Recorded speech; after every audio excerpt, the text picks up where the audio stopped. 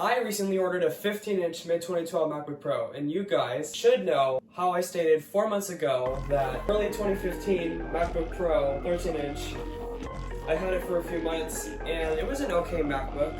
Today, I'm here to show you guys why I went back in time.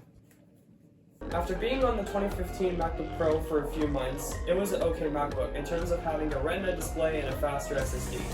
It did come with a swollen battery, which had less than 400 charge cycles on it, but there was a few reasons why I decided to sell it. I had patched the MacBook Pro to run macOS Ventura, which at the time was the latest macOS, but it actually made my MacBook Pro slower.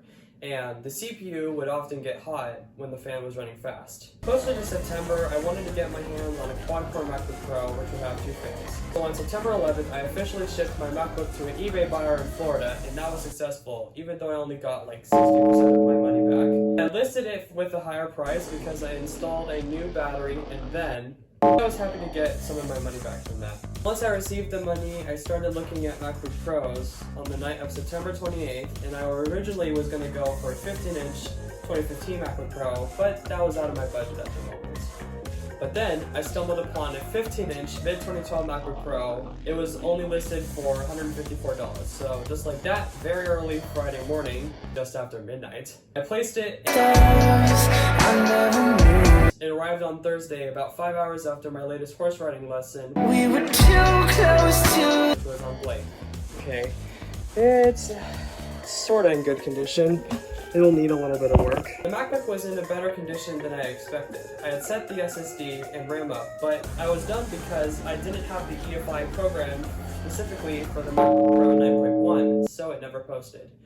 So I had no choice but to boot it up with the 500GB hard disk drive, which was loaded onto macOS High Sierra. It was as slow as stop-and-go traffic in New York City. I downloaded the macOS Catalina install media, and then after installing that, I was hit with this. So what did I do? Take out the SSD, began to disassemble so I could replace the thermal paste. I took the SSD out, began to disassemble it, and replace the thermal paste once I had macOS Catalina installing onto the SSD.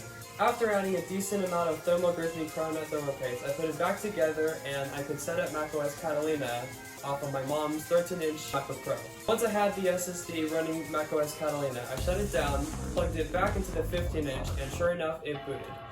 When I checked OpenCore, it turns out the EFI was programmed to the MacBook Pro 9.2, so no wonder it couldn't boot. Anyways, I wasn't done yet. I wanted to try and get this on macOS Sonoma. When I got to the setup page, I was nervous. And after taking an unreasonable amount of time to boot on, I realized once I got to the management page that I could actually skip it, and was relieved.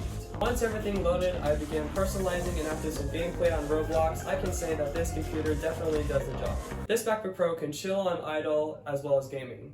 This is the MacBook that I've been looking for. As we near the end of this video, it's safe to say that this wave of MacBook upgrades has been fun, and I'm hoping to integrate to Apple Silicon within 1 to 2 years. Depending on how editing goes, which has been improving over my various shorts, as well as money saving, which might take a minute.